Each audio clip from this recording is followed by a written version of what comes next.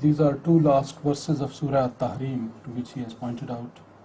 أعوذ بالله من الشيطان الرجيم وضرب الله مثلا للذين آمنوا امرأة فرعون إذ قالت رب ابن لي عندك بيتا في الجنة ونجني من فرعون وعمله ونجني من القوم الظالمين ومريم ابنة عمران التي أحسنت فرجها فنفخنا فيه من روحنا وصدقت بكلمات ربها وكتبه وكانت من القانتين.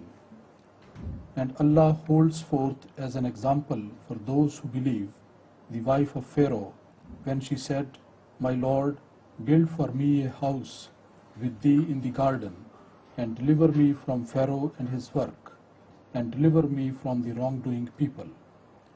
And sets forth as an example Mary, the daughter of Imran, who guarded her chastity, so we breathed into him of our spirit, and she fulfilled the prophecy conveyed to her in the words of her Lord, contained in his books, and she was one of the obedient.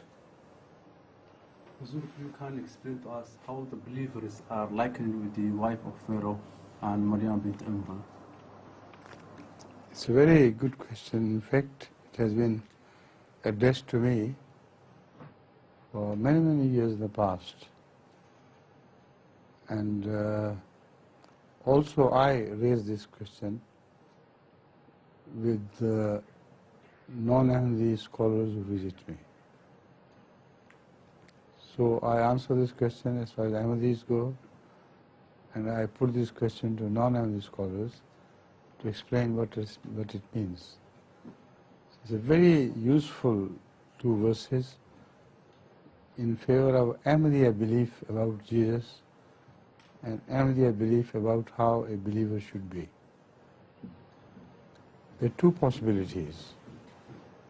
Some believers are oppressed by an overwhelming despotic rule, and under the excuse of being oppressed, they hide their faith and cannot tolerate the acts of antagonism against them by the dictators, whoever they are. But Allah quotes the example of Pharaoh's wife. Pharaoh was one of the most despotic persons on earth who ever lived, who ever ruled the country. His example is given repeatedly in the Holy Quran as a person completely merciless and with total power. So he claimed that I can make people live and I can make people die. He had the two attributes of Allah appropriated for himself. He causes people to die and he causes people to live. And he was so completely despotic and possessed power so totally that he even claimed to be repeating what God does in heaven or on the earth. So he sort of misappropriated the powers of Allah as well. Right? Under him was his wife, who is mentioned here in the Quran. And she refused to accept his claims. And he repeatedly mentioned his belief in Moses, who was brought up by her herself.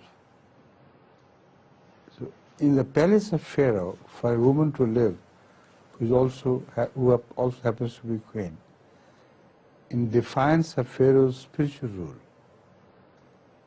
and complain to Allah of whatever she was suffering, not to any other humans. This is the best possible example which is quoted or presented before every Muslim. If you can't be better than that, at least try to equal the wife of Pharaoh. She has become a model for all times. for all the oppressed people in the name of Allah. Worse conditions than that she faced, than those which she faced, cannot be envisioned. And yet she stood firm and said that, build me a house in the heaven, not in the garden, as it is translated. What she says is not that Allah should build her a house in the garden of Pharaoh. Evidently she is begging Allah to build a house in the heaven, in the paradise hereafter. That also shows that her own sense of belonging to the house of Pharaoh had completely gone. As far as she was concerned, it was no house that she was living in. She had no powers, nothing that a landlady possesses in her own house. So another very piteous prayer that she is making is this, that, oh God, this is no house of mine where Pharaoh rules. I want you to build me a house instead in the heavens, in the hereafter. Now this is the example given by the Holy Quran for every believer who faces any opposition from the people or from the rulers or from anywhere in the name of Allah. If he cannot do better than that woman of Pharaoh, he should at least try to equal her. It's a challenge for all believers. What a beautiful way of expressing the freedom of faith under the worst possible oppressor. And the Muslims are expected to follow that example. Let me first translate this and then I'll turn to the second part. And the next verse relates to the best status of the mu'min or believer which Allah expects of him. The lowest status is this, which resembles the great woman of the house of Pharaoh. If that is the worst status, imagine, the lowest, what should be the highest? The highest is likened unto the case of Mary. She never desired anything for herself. The spiritual son born to her was born not of any private desires which she had. So she had no relationship with satanic ambitions which placed her the heart of a woman. Whatever was granted to her was granted entirely from Allah, not because of any sexual or worldly involvement by the lady herself. So this is an example, for the best example for the believers to follow. They should never desire their own ambitions to be fulfilled spiritually. In fact, they should have no ambition whatsoever to rise in their spiritual status, like Mary didn't have any. So if a mu'min, a true believer, gets rid of all his personal involvement with the spiritual status with Allah, then it is Allah who bestows that person a spiritual status, entirely from himself. So one has to negate his own ego completely. That is what Mary did. And then whatever is bestowed upon such a believer is bestowed entirely from Allah, with no participation of his own ego in whatever Allah bestows upon him. Now this is the case of Jesus, son of Mary.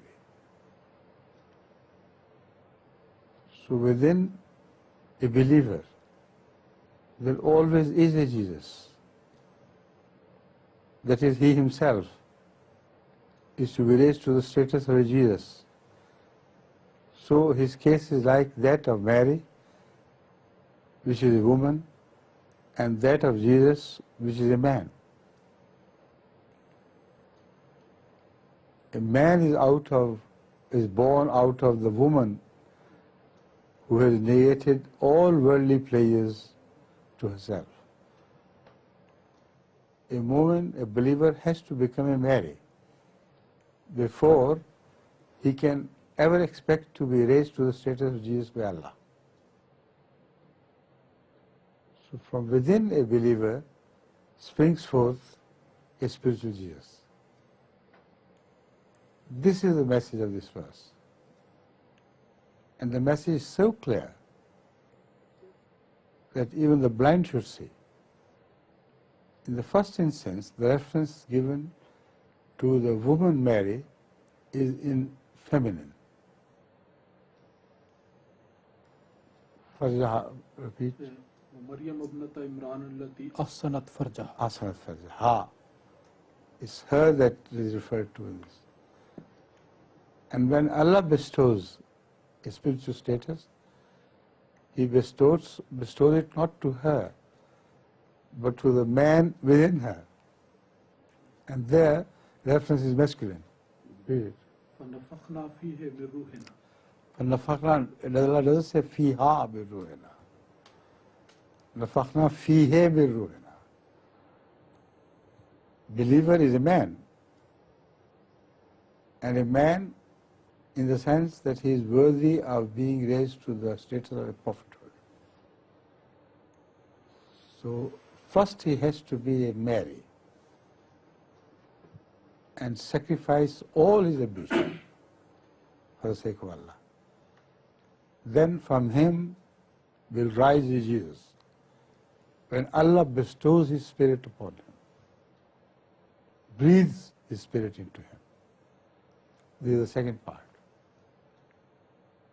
Now the beauty of this inference is this, that a similar verse is found elsewhere in the case of the first Jesus which was born physically. And there both the references are in feminine.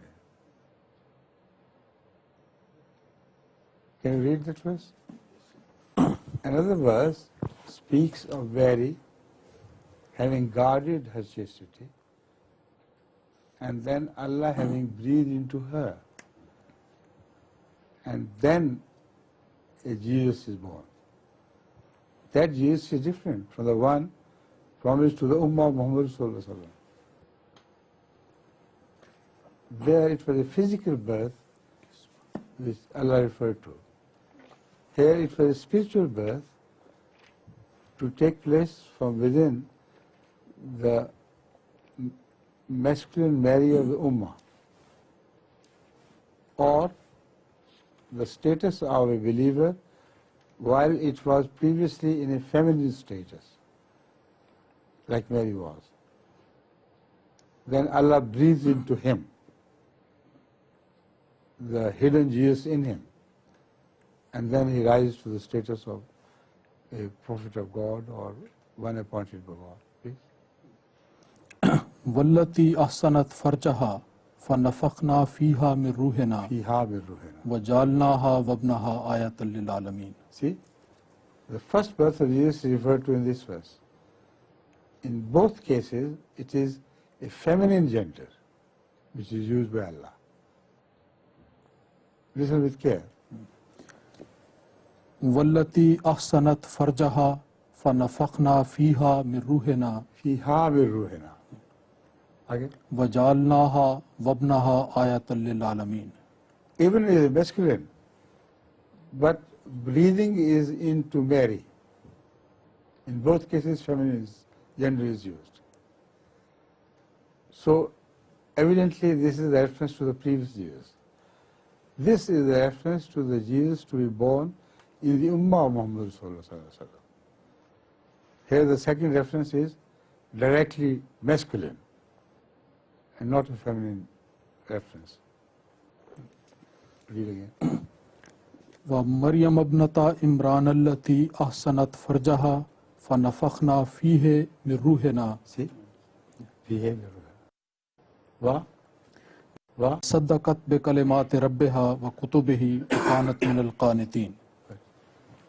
No, you translate and I am coming.